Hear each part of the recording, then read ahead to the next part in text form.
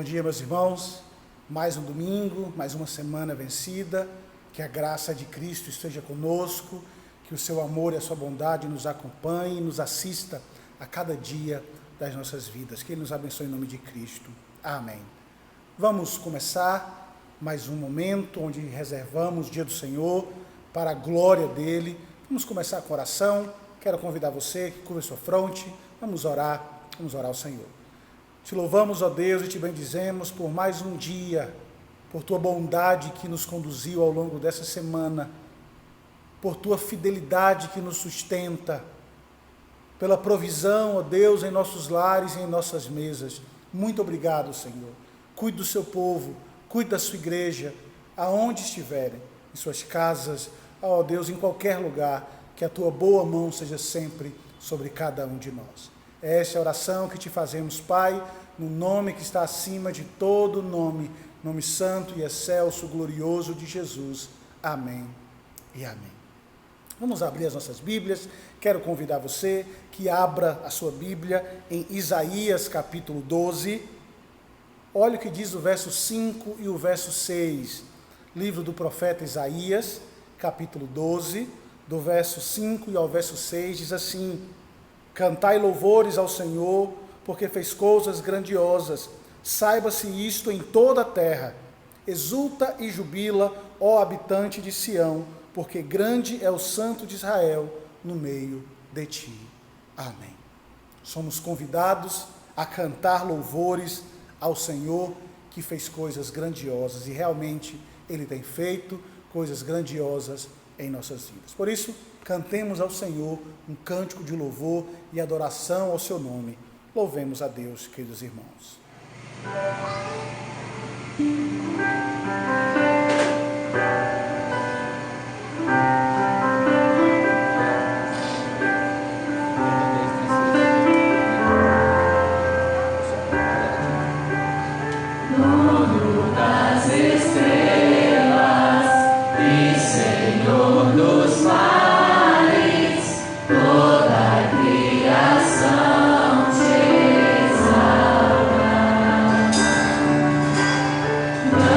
Jesus.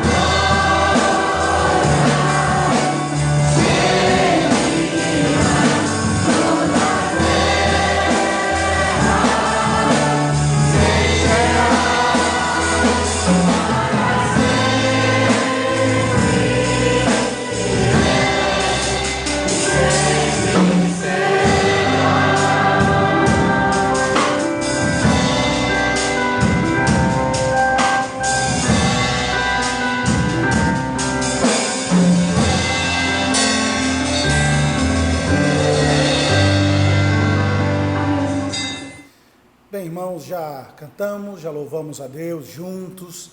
E agora eu quero convidar você para que possamos estudar a palavra do Senhor. Enfim, chegamos ao final dos nossos estudos do Evangelho segundo José. Gostaria muito de ter encerrado com todos vocês aqui. Sim, dói o meu coração de poder estar pregando, olhando para os bancos vazios, mas tenho a certeza que mesmo não tendo vocês aqui, estamos unidos em um só coração, certos de que o Evangelho do Senhor nos resgatou e acendeu em nós uma esperança que revela e que traz a certeza para nós que sim, podemos estar separados hoje, mas nós aguardamos o dia em que estaremos juntos para sempre. Essa é a esperança que pulsa em nosso coração. Por isso eu quero convidar você para finalizar o nosso estudo. Abra sua Bíblia em Gênesis, capítulo 50, verso 15 até o verso 17. Ouça com fé a leitura que farei. Gênesis, capítulo 50, do verso 15 até o verso 17. Diz assim a palavra do Senhor. Vendo os irmãos de José que seu pai já era morto, disseram: é o caso de José nos perseguir e nos retribuir certamente o mal todo que lhe fizemos. Portanto, mandaram dizer a José: teu pai ordenou antes da sua morte, dizendo: assim direis a José: perdoa, pois, a transgressão de teus irmãos e o seu pecado, porque te fizeram mal. Agora, pois, te rogamos que perdoes a transgressão dos seus servos, dos servos de Deus de teu pai. José chorou enquanto lhes falava. Vamos orar? Te louvamos, Senhor, e te bendizemos por mais uma oportunidade e pedimos ao Senhor que nos dê sabedoria para entender a tua palavra, para guardá-la em nosso coração, para não pecarmos contra ti. É essa oração que te faço, Senhor, no nome que está acima de todo nome, nome santo, excelso, glorioso de Jesus. Amém e amém. Queridos irmãos, semana passada nós começamos a observar o capítulo final de Gênesis. Olhamos para a morte, olhamos para o funeral de Jacó e de José, vimos qual era a esperança que pulsava no coração deles dois, a esperança da terra. Como eu disse semana passada, para Jacó e José, o fim da vida sobre a terra era meramente a página que se fecha, um volume que conduz para uma sequência, para uma vida muito melhor. E então hoje, para finalizar os nossos estudos no Evangelho segundo José, nós vamos tentar entender o desfecho desse livro, ou o que o autor nos apresenta aqui com toda essa história. Então vamos tentar compreender e entender as verdades que temos. Então veja bem, a porção central deste capítulo, desse final da trama, diz justamente sobre a interação entre José e seus irmãos. E a razão para isso era que, mesmo em meio à morte, ou mesmo que todos nós precisamos nos preparar para a morte, para a maioria de nós, as questões dessa vida parecem ainda tomar conta de nós. Falamos semana passada, a ideia de morrer bem é morrer na fé. Mas esse capítulo, esse desfecho aqui, vai mostrar para nós que mesmo que nos preparemos, os cuidados dessa terra ainda tomam conta do nosso coração, tá? E vemos isso justamente nesse evento. Porque veja, depois da morte de Jacó, todas as antigas preocupações que um dia tomaram conta do coração dos irmãos de José, voltaram à tona, ou vieram à tona. Porque eles pensaram: será que realmente José nos perdoou? Será que ele não está esperando um momento propício para pagar todo o mal que nós fizemos a eles? Ou será que ele não esperou o nosso pai morrer? Ou não guardou todo esse tempo em honra ao nosso pai para não cometer nenhum mal contra nós? Tudo isso começou a passar no coração e na mente dos irmãos de José. É tanto que eles mandam conversar, eles mandam uma palavra a José dizendo: olha, o nosso pai disse que quando ele morresse, que você deveria nos perdoar, que você não deveria nos tratar mal, ou fazer com que pagássemos o crime que nós cometemos contra você. Agora veja, por tudo que nós temos dentro desse livro, nós sabemos que provavelmente essa mensagem não veio de Jacó. Com certeza, se as palavras tivessem vindo de Jacó, Jacó teria dito diretamente a José antes de morrer. Só que os temores dos irmãos fez com que eles bolassem mais uma vez esse plano mirabolante, com medo de que José fizesse algum mal a eles. Só que esse medo não tinha fundamento nenhum. Porque longe de planejar matá-los ou prendê-los, a resposta de José foi chorar pela falta de confiança que eles demonstravam em seu irmão. O texto final diz que quando os irmãos falavam, José chorava. E o choro de José mostrou que a reconciliação havia sido real da sua parte, que nunca houve fingimento, que o perdão foi completo, que os irmãos finalmente haviam se tornado uma família harmoniosa. Se antes uma família cheia de problemas e dificuldades, agora uma família harmoniosa de pessoas abençoadas por Deus, como Deus havia prometido a Jacó. Na verdade, José lembrou aos irmãos que tudo o que acontecera com ele não era simplesmente as maquinações ou as intenções do coração de cada um dos seus irmãos. Muito pelo contrário. Ele afirmou que tudo o que aconteceu com ele, mais uma vez, foi a providência de Deus. Ele disse: vós, na verdade, intentastes o mal contra mim, porém Deus o tornou em bem, para fazer com que vedes agora que se conserve muita gente em vida.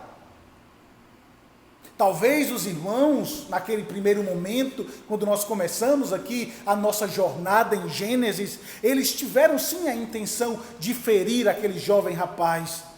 Mas perceba que Deus transformou e o intentou tudo para o bem, para salvar a vida do seu povo. E esse evento nos faz refletir sobre algo muito importante. Nos faz refletir por que nós, em meio às dores causadas pelos outros, usurpamos o lugar de Deus e sempre exigimos punição a essas pessoas. Por que nós agimos assim? A vingança não pertence a nós.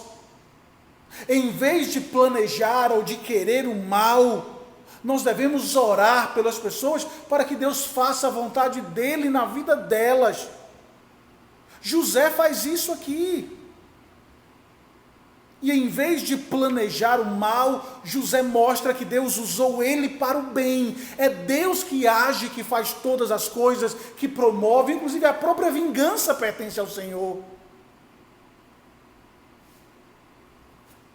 Mas o que nós percebemos aqui, queridos, nessa atitude de José, é que ele mostra o que significa perdoar.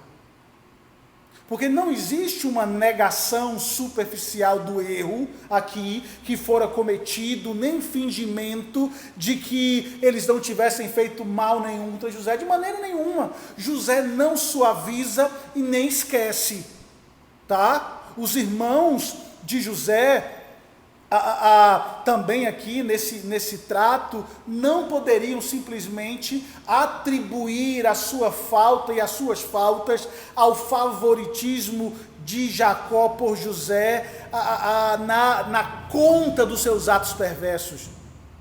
Nós não vemos isso acontecendo na conversa entre eles. José diz a ele: eu sei que vocês tiveram intenção de me ferir, mas o que vocês fizeram realmente não tem importância hoje.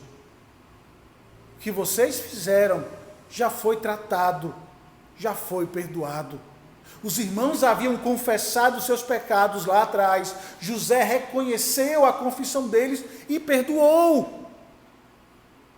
Todos reconheceram que as coisas terríveis que haviam sido feitas pelos homens, Deus transformou em bem, que foram passados agora, que as tristezas, que as dores, que as mágoas ficaram no passado,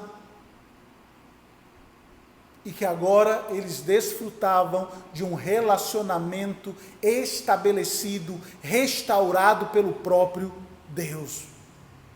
José escolheu não julgá-los, não porque sua maldade não fosse ruim, porque foi, e nós estudamos aqui sobre isso. Mas José não julgou, porque existe um juiz máximo que julgará todos os nossos atos com justiça. E José lembra que mesmo que tudo isso foi mal, ele também entende que maldade tem que ser punida. Mas as suas palavras falam da nossa necessidade, ou de valorizar e de trabalhar e trilhar o caminho do perdão. As palavras de José chamam cada um de nós para enfrentar a realidade de nosso pecado contra Deus e do nosso pecado contra o nosso próximo. Porque assim como os irmãos de José, os nossos erros não são cometidos acidentalmente. Ao contrário, nós pecamos ousadamente, deliberadamente, premeditadamente. Nós premeditamos o nosso pecado. E aqueles que querem gastar a maior parte do seu tempo falando sobre o que as outras pessoas fizeram contra elas, falando sobre o mal que lhes fez, essas pessoas ainda não desfrutaram do perdão, e elas também não estão prontas para pedir perdão. Porque mesmo em meio à experiência de sofrer, nós podemos receber o perdão quando nós reconhecemos de fato o nosso próprio pecado. Perdoe como você foi perdoado. E a ideia central é, quando nós entendemos a gravidade dos nossos atos contra Deus, quando entendemos a nossa ofensa e entendemos que somos perdoados pelo Senhor, pelo tamanho da ofensa que cometemos, nós estaremos sempre prontos a perdoar os outros, porque nós também fomos alvos do grande perdão de Deus. É isso que nós temos visto aqui. Mas perceba que, sim, mesmo o perdão sendo aquilo que se espera de nós, o texto deixa claro que a maldade merece ser julgada e vai ser julgada. Porque nós temos no céu um Deus santo que é ofendido pelo pecado, um Deus santo que pune pecado, mas acima de tudo, um Deus santo que é redentor, que transforma o mal em bem e extrai bênçãos das coisas que foram intentadas como maldição e como pecado. Por meio da morte das esperanças, por meio da morte dos sonhos de José, de uma vida normal, Deus trouxe vida e paz para aquela família inteira, protegendo-os da fome. Esse é o Evangelho, que usa a tragédia para promover vida. E não é isso que nós vemos na cruz de Cristo? O exemplo supremo dos planos de homens impiedosos, ao crucificarem o nosso Redentor, é utilizado por Deus para o nosso grande benefício. Na cruz nós vemos os dois lados da história. Nós vemos o mal sendo julgado na pessoa de Jesus, a única pessoa completamente inocente que viveu nessa terra, que recebeu toda a afronta pelo pecado, todo o prejuízo que nosso pecado causou no mundo, tudo foi colocado sobre ele, foi julgado por isso. E na cruz, nós vemos o mal sendo transformado em bem. Nós vemos aquela morte terrível, dolorosa, sendo usada por Deus para a nossa redenção. Aquele que estava sentado no lugar de Deus, como o nosso juiz nos diz, que nenhuma condenação há para aqueles que estão em Cristo, porque ele foi julgado em nosso lugar, e aquele julgamento doloroso promoveu paz e vida para todos os filhos de Deus. Ele fixou na eternidade a certeza de que o nosso pecado foi julgado e perdoado. E ele ressuscitou como as primícias da ressurreição para garantir que perdoados herdarão o reino dos céus. Assim como os irmãos ali, queridos, lá no evento de José, tiveram dificuldades em acreditar que José realmente os havia perdoado. O problema é que nós também lutamos por entender a plenitude do perdão do Pai. José havia feito todo o possível para demonstrar a inteireza do seu perdão. No entanto, seus irmãos ainda não confiavam nele. Estavam convencidos de que ele estava só esperando um momento para julgá-los. Não é assim também com a gente? Quantos de nós não lutam ainda com pecados que já foram perdoados, mas que se sentem tão indignos e impuros? Vivemos nossa vida temerosos do iminente juízo de Deus, interpretando cada circunstância da vida, cada dificuldade que enfrentamos nessa vida como um ato punitivo de Deus para nos pegar e para nos punir. Se morre alguém querido, nós achamos que é Deus nos punindo. Se perdemos o emprego, nós achamos que é Deus nos punindo. Se não conseguimos aquela promoção, nós achamos que é Deus nos punindo. Mas não é assim. O que é que Deus precisa fazer para mostrar que Ele nos perdoou além da cruz? Ele crucificou o único filho por nós. Seu filho na cruz é tudo que necessitamos para entender que há perdão para aquele que busca nele. Como foi difícil para o Pai fechar os olhos para o clamor do seu filho unigênito naquela cruz. E tudo isso foi feito para a glória do seu nome, para perdoar pecados de pecadores terríveis como eu e você. Se hoje você é um crente, se você confia em Cristo, saiba que os seus pecados foram perdoados, encravados na cruz com o nosso Redentor e enterrado nas profundezas do oceano de seu amor por você. Sua provisão por você é verdadeira e não pode ser quebrada pelo nosso pecado. Não pode ser destruída pelos nossos fracassos. Esta passagem fala a nós que sofremos e que fomos feridos por alguém, levando-nos a olhar uns para os outros na realidade do perdão que nós recebemos.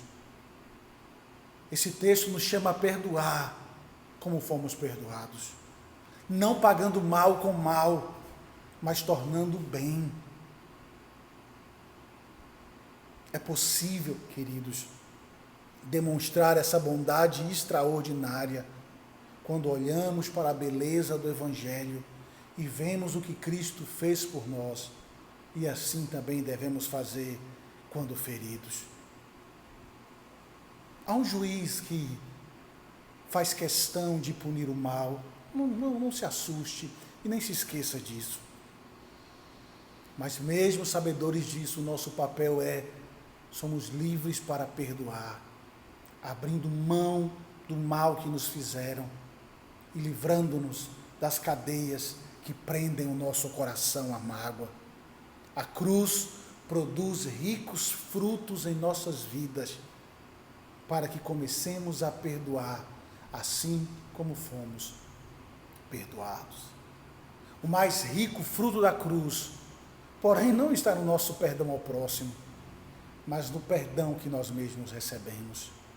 Porque enquanto estivermos aqui nessa terra, nós continuaremos lutando para perdoar uns aos outros e crer que fomos realmente perdoados.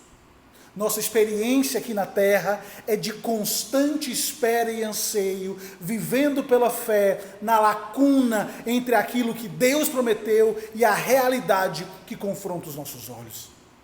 É por esta razão que as últimas palavras do livro de Gênesis não são palavras sobre o perdão de José, mas palavras a respeito de José ter morrido na fé, numa libertação, aguardando uma libertação que ainda estava por vir.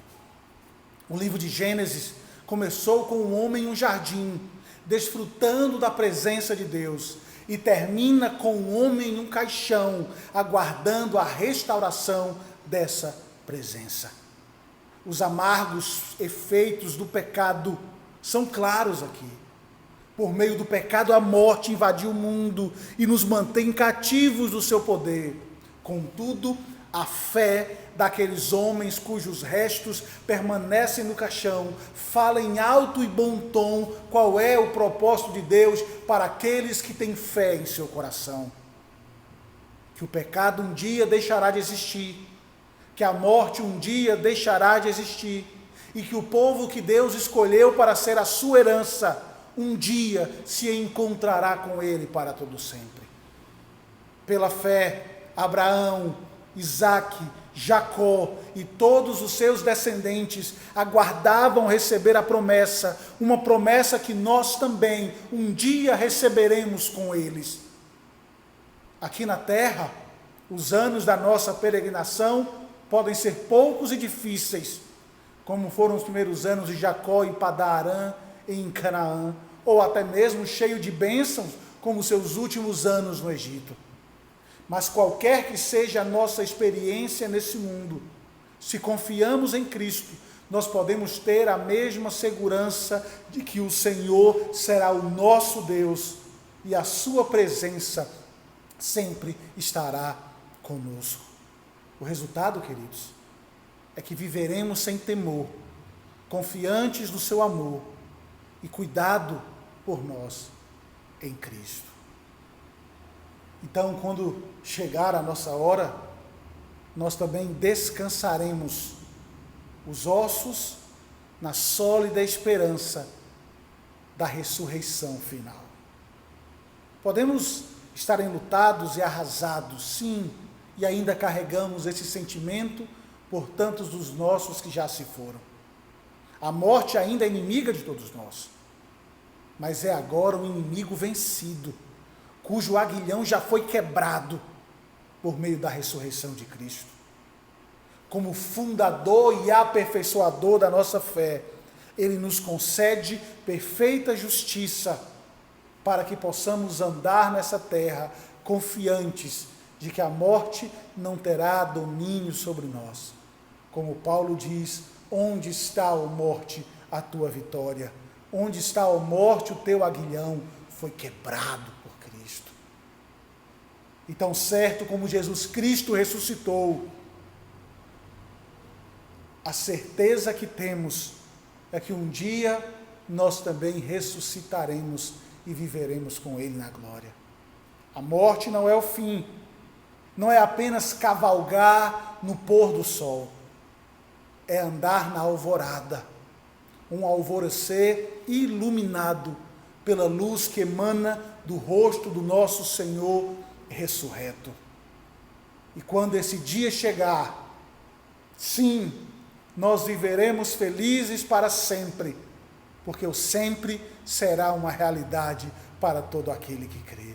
Quando o nosso dia chegar, experimentaremos o benefício da nossa fé. Como num piscar de olhos, acordaremos para a eternidade, e a morte não mais existirá, a morte morrerá, e nós, os santos, os filhos de Deus, os escolhidos, Abraão, Isaque, Jacó e todos os servos de Deus ao longo de toda a história, todos nós viveremos para sempre com o nosso Redentor. Que Deus nos abençoe e que essa esperança nunca deixe de ser uma realidade em seu coração. Estamos peregrinando por essa terra, aguardando o dia final em que estaremos para sempre com o nosso Senhor. Que Deus os abençoe, que Deus os dê força e nunca deixe essa esperança morrer em nosso coração. Que Ele cuide de nós, que Ele cuide de você, querido irmão, aonde você estiver, e que Ele possa fortalecer a sua fé nele, porque um dia nós estaremos com Ele, veremos o penhor, veremos o nosso Redentor face a face. Que Ele nos abençoe em nome de Jesus. Amém. Oremos ao Senhor. Graças te damos, ó Deus, por essa esperança. E te pedimos, ó Pai, que não permita e nem deixe que ela morra em nosso coração. Não permita que as circunstâncias dessa vida roube de nós a esperança da glória, a esperança da certeza de que esse mundo é passageiro, de que essa vida é passageira, de que o nosso corpo é passageiro, mas que um dia estaremos com o Senhor, com os nossos corpos glorificados, habitando em Sião, vivendo contigo para todo sempre. É essa esperança que nos move, é essa esperança que reside em nosso coração, é essa esperança que nos alimenta, e é essa esperança que nos faz dizer: Maranata, ora vem, Senhor Jesus.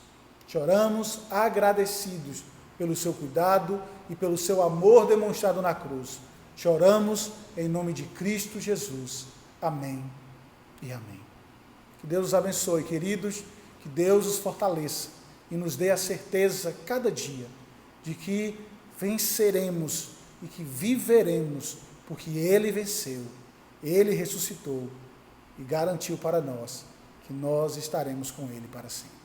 Que Ele nos dê força para mais uma semana, em nome de Jesus. Amém e amém.